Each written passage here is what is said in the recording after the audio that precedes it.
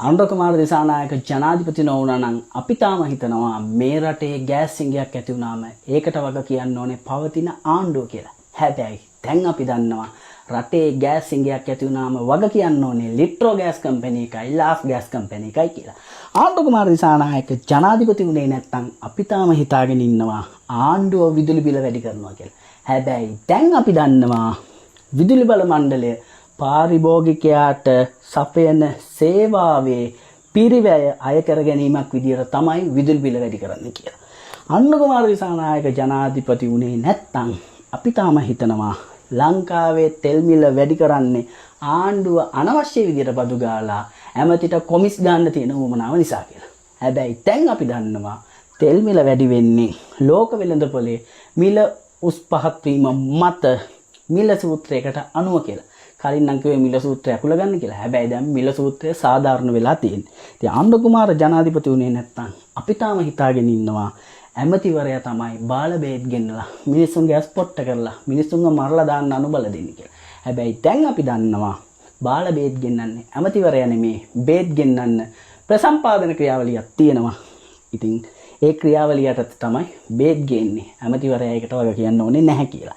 අන්න ජනාධිපති උනේ නැත්නම් අපි තාම හිතනවා බාලගල් අඟුරු ගෙන්නන්නේ ආණ්ඩුව සහ ඇමතිගේ ගජමිතුරෝ ලව්වා කොමිස් ගාලා තමන්ගේ පොකට් එකට කීයක් හරි දාගන්න කියලා. හැබැයි දැන් අපි දන්නවා බාලගල් අඟුරු ගෙන්නාමුපුවම රටට වාසියක් වෙනවා වන්දියක් අය කරගන්නවා. ඒක ලාභයි.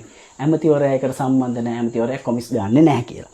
ආණ්ඩුව කුමාර ජනාධිපති වුණේ නැත්නම් අපි තාම හිතනවා රටේ සාල් මිල වැඩි කරන්නේ ඩඩ්ලි සිරිසේන ප්‍රමුඛ හාල් මෝල් මාෆියාවක් නිසා.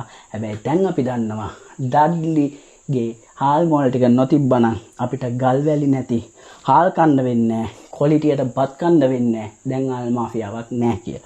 ආණ්ඩුව කුමාර දිසානායක ජනාධිපති වුණේ නැත්නම් අපි තාම හිතාගෙන ඉන්නවා ඉන්දියානු ව්‍යාප්තවාදය කියලා එකක් තියෙනවා කියලා. හැබැයි දැන් අපි දන්නවා ඉන්දියාව කියන්නේ කලාපීය බලවතා.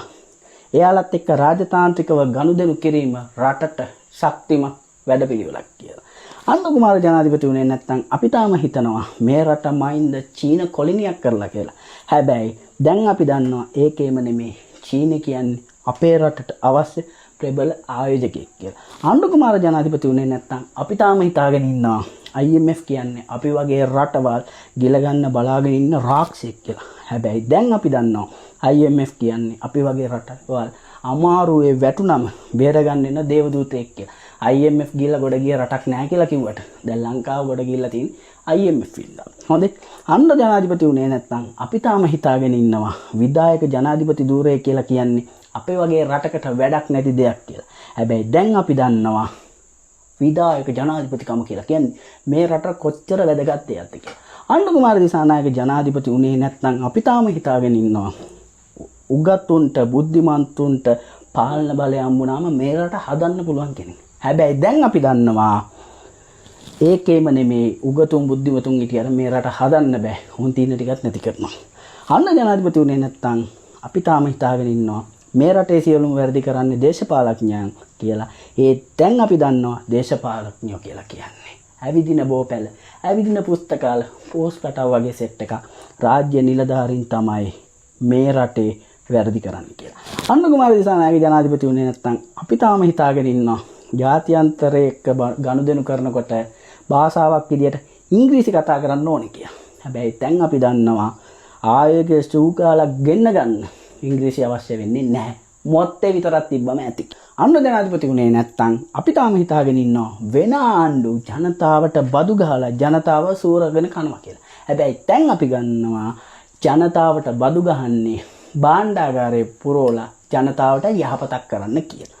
ඉතින් අන්න ජනාධිපති වුණේ නැත්නම් අපි තාම හිතාගෙන ඉන්නවා අන්න ජනාධිපති වෙන්න කලින් කියපු මිනිරයින් වලින් ග්‍රැෆයිට් හදලා ත්‍රිකුණාමල දිස්ත්‍රික්කයේ රට ගොඩ දාලා මූදු වතුරෙන් සල්ෆියුරික් හදලා ඩොලර් ගේන්න පුළුවන් කියලා. හැබැයි දැන් අපි දන්නවා ඒ ඔක්කොම කයිවාරු විතරයි, පුස්තක් විතරයි.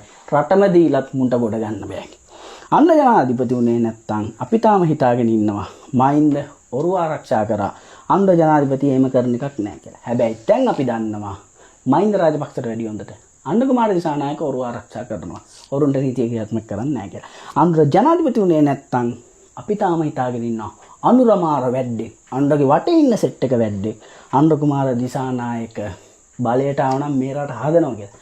හැබැයි දැන් අපි දන්නවා අනුර කුමාර දිසානායක කියන්නේ පුස්සෙක් කියලා. අනුර ජනාධිපති උනේ නැත්තම් අපි තාම හිතනවා මිනිස්සු බත් කන්නේ කටින් එන්නේ කෙන් කියලා. හැබැයි දැන් අපි දන්නවා මිනිස්සුන්ට උවමනා නම් අනුර කුමාර දිසානායක වගේ ටයිප් එකේ සෙට් එකටයි 159 වගේ ටයිප් එකේ සෙට් එකටයි උන්ට තාම හොරේ දාලා හපුල්ලන ඩෝබිලටයි ඔය දෙක මාරු කරගෙන උනත් ඔය වැඩේ කරගන්න පුළුවන් කියලා.